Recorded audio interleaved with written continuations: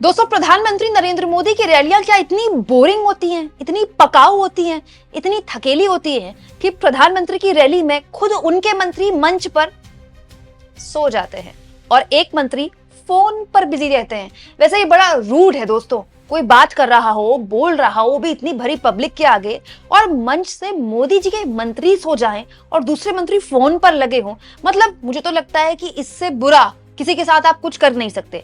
लेकिन देखिए, मोदी जी के मंत्री ये कर रहे हैं, और तो और पब्लिक की तो पूछिए मत। पब्लिक कैसी भयंकर बोर हुई है मोदी जी की रैली में। ये इस बात का प्रमाण है कि मोदी जी के भाषणों में कुछ भी नया नहीं है। नया तो छोड़िए, दोगलेपन की इंतहा। वो क्या है मैं आगे आपको बताऊंगी, लेकिन पहले से खबर में आती हूँ। दोस्तों, पीएम मोदी ने आज 2 रैलियों को संबोधित किया, समस्तीपुर और बेगूसराय। समस्तीपुर की रैली के दौरान मेरी नजर पड़ी एक तस्वीर पर। मुझे बड़ा हैरानी हुई कि ये कैसे हो सकता है। फिर मैंने उस तस्वीर को क्रॉस चेक किया, लेकिन मैंने तो सच पाया दोस्तों। मेरी आंखों को तो यकीन ही नहीं हुआ। हमारे मोदी जी मंच से अपनी पार्टी का बखान कर रहे थे, अपनी सरकार का बखान कर रहे थे, और ये देखिए, एनडीए के इतने इंपॉर्टेंट सहयोगी और मोदी जी के मंत्री जीतन राम मांझी क्या कर रहे थे? मांझी जी सो रहे थे। ये अच्छा लगता है दोस्तों? बताइए दोस्तों। एनडीए में तकरार की बातें हमने सुनी, एनडीए में रार की बातें हमने सुनी, टिकट बंटवारे को लेकर क्या हालत हुई ये भी हमने देखा। मांझी जी खुलेआम अभी तक बोल रहे हैं नीतीश कुमार को मुख्यमंत्री बनाइए, नीतीश कुमार को चुनाव के बाद आप मुख्यमंत्री बनाएंगे, ऐलान कीजिए। लेकिन मांझी जी अब नीतीश कुमार के बगल में बैठे ही थे और मोदी जी के मंच पर बैठे ही थे और मोदी जी बोल ही रहे थे, तो कम से कम इतना तो कंट्रोल कर लेते कि कम से कम आंख बंद ना होती। 1 सेकंड की बात थी, मांझी जी कैप्चर हो गए कैमरे में सोते हुए, और देखिए हमारे जैसे पत्रकारों ने पकड़ लिया। अगर आपको लग रहा है कि कहानी यही खत्म हो गई है, तो पिक्चर अभी बाकी है मेरे दोस्त। एक और तस्वीर जिस पर नजर मेरी गई, ये बताता है कि कम से कम आपको खबर दिखाने के लिए कैसी छोटी छोटी चीजें मैं अपने दिमाग और ध्यान में रखती हूँ। चिराग पासवान, दोस्तों चिराग पासवान भी उसी मंच पर मौजूद थे, एनडीए के सभी सहयोगी मौजूद थे। चिराग पासवान को जब उनकी तरफ कैमरा गया तो जानते कैसे कैप्चर किया गया? मोबाइल में काम करते हुए। बताइए दोस्तों, ये क्या अच्छी बात है? हमारे मोदी जी भाषण दे रहे हैं, इतनी दूर दिल्ली से आए हैं समस्तीपुर भाषण देने के लिए, और युवा बिहारी फोन पर लगे हुए हैं। वैसे ये बड़ा रूड बिहेवियर है। अगर कोई आपसे बात करे और ऐसे करके आप फोन भी चेक कर रहे हैं और वो आपसे बात कर रहा है, तो ये माना जाता है दिस इज वेरी रूड। बड़ा खराब माना जाता है कि आप सामने वाले को इतनी कम तरजीह दे रहे हैं। और यहाँ तो मंच पर स्वयं हमारे मोदी जी बोल रहे हैं और चिराग पासवान फोन पर लगे हुए हैं। बताइए ये अच्छा लगता है? अब आ जाते हैं पब्लिक की बात पे। दोस्तों, इस पूरी रैली में भीड़ तो बहुत थी। मोदी की रैलियों में भीड़ तो जुटाना इतना मुश्किल भी नहीं होता है। बीजेपी के पास इतना बड़ा तंत्र है, सरकार है आपके पास। लेकिन भीड़ में एक चीज की भारी कमी थी, और वो था उत्साह। भीड़ में कुछ महिलाएं थी दोस्तों, जिनको बार बार मोदी जी संबोधित कर रहे थे। आप देखिए इनकी तस्वीरें, कोई किधर देख रहा है, कोई किधर देख रहा है। मतलब वो सब बैठे हुए थे जैसे कि उनको लाया गया है, लेकिन कोई इसमें उत्साह नहीं था। और तो और ये तस्वीर जिस पर नजर मेरे टीम के एक मेंबर की गई, बड़ी दिलचस्प तस्वीर है दोस्तों। इस तस्वीर में ये जो महाशय आपको दिखाई दे रहे हैं, ये हैं फरीदाबाद के विधायक, बीजेपी के फरीदाबाद के विधायक विपुल गोयल हैं ये। अब आप सोचिए दोस्तों, फरीदाबाद के विधायक को कहां लाया जा रहा है? बिहार में रैली के लिए।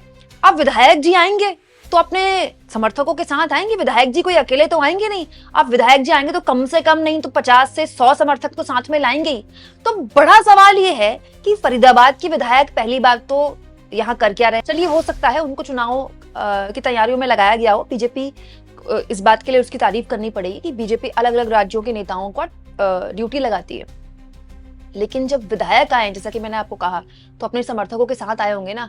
तो सोचिए कि इनमें से कितनी सारी भीड़ में पता नहीं कौन कौन विधायक, कौन कौन सांसद बैठा होगा।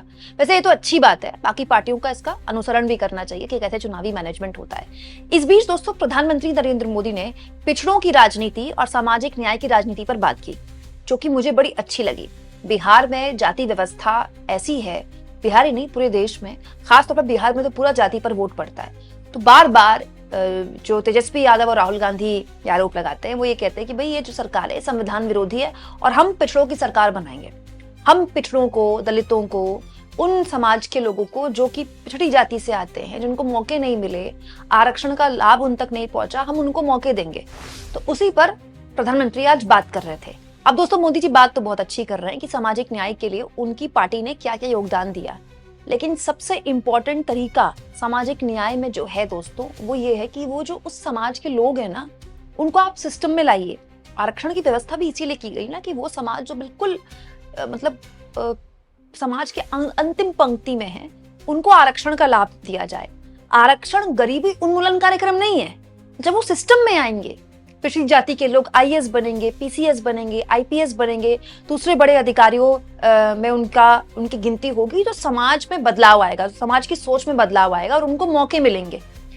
तो ऐसा ही दोस्तों एक तरीका होता है जिसमें राजनीतिक दल उन समाज के लोगों को टिकट दे सकते हैं।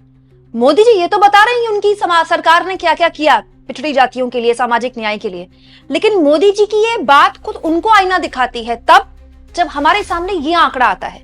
क्या आप जानते हैं दोस्तों, बिहार में जो सवर्ण जातियां हैं, जिनको हम अगड़ी जातियां कहते हैं, हालांकि मुझे इस शब्द से भी बहुत ऐतराज है क्योंकि मेरे हिसाब से कोई अगड़ा कोई पिछड़ा नहीं है, सब समान है, लेकिन क्योंकि ये व्यवस्था है हमारे समाज में कि जातियां हैं जो अपने आप को अगड़ी जाति कहती है, अपनी को फॉरवर्ड क्लास कहती हैं, वो जो संख्या है बिहार में 15% के आसपास है, मात्र 15%। इसीलिए यहाँ पिछड़ों की राजनीति होती है। लालू यादव इतने लंबे टाइम से पिछड़ों की राजनीति करते रहे, नीतीश कुमार इतने लंबे टाइम तक बिहार में इंपॉर्टेंट रहे, अभी भी हैं, क्योंकि पिछड़ों की आबादी बहुताया है बिहार में। केवल 15% हिंदुओं में सवर्ण जाति के लोग हैं। लेकिन बिहार में इस बार टिकट बांटने में बीजेपी ने किनको सबसे ज्यादा टिकट दिया? 49% टिकट दोस्तों, 49% अगड़ी जातियों को दिया गया है, जिनमें अकेले राजपूत समाज को 21 उम्मीदवारों को टिकट दिया गया राजपूत समाज से। आप कल्पना कीजिए इस बात की, जिस समाज के लोग राज्य में ही 15% हैं, उनको आप करीब 49 मतलब 50% के आसपास उनको आप टिकट बांट रहे हैं। मतलब ऐसा तो हमने कभी सुना ही नहीं। और उसके बाद दोगलेपन की इंतहा की मोदी जी उसी बिहार में आकर कहते हैं कि वो सामाजिक न्याय के लिए कितने बड़े प्रयास कर रहे हैं। इससे बड़ा और क्या और प्रयास हो सकता था कि वो अपने समाज के लोगों को, उन समाज के लोगों को टिकट देते, उनको विधायक बनाते या उनमें एक उम्मीद पैदा करते जो बिल्कुल समाज के निचले स्तर पे है। और ऐसा नहीं कि बिहार में उम्मीदवारों की कोई कमी है, बिहार में हर जाति का एक नेता है। ये बिहार ये कैसा राज्य है, यूपी बिहार में हर जाति का एक नेता है। तो मतलब पॉइंट ये कि जब आपको सामाजिक न्याय में एक उदाहरण पेश करना था, हम भी कहते कि बीजेपी ने बताइए सारी मोस्टली जो टिकट है वो पिछड़ी जातियों को दिए, लेकिन यहाँ देख लीजिए। और कोई ऐसी बात ये मैं नहीं बता रही हूँ जिसके बारे में कोई कुछ बात नहीं कर रहा है, इस बार खुलेआम विश्लेषण हो रहा है।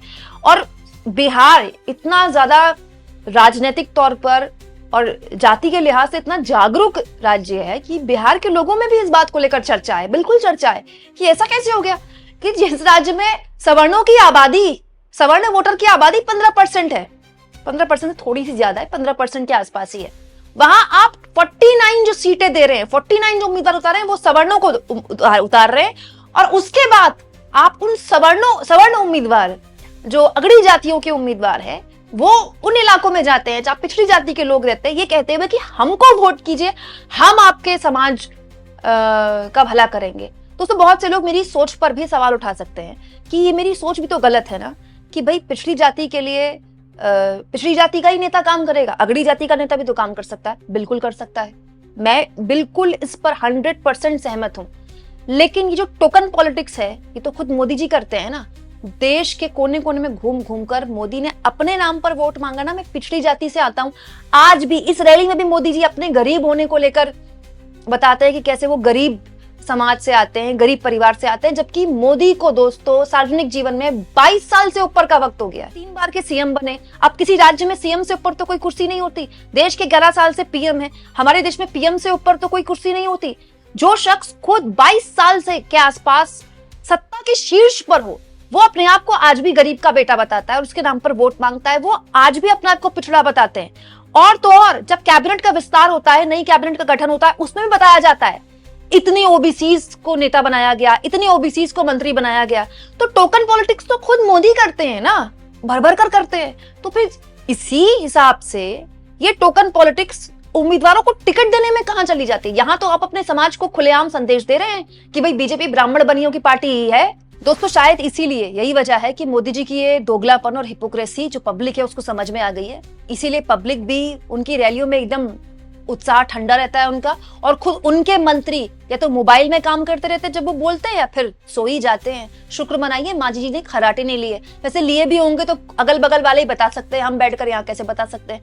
आप इस मुद्दे पर क्या सोचते हैं दोस्तों, कमेंट बॉक्स में जरूर लिखें, और जितना हो सके चैनल को शेयर भी करें और सब्सक्राइब भी।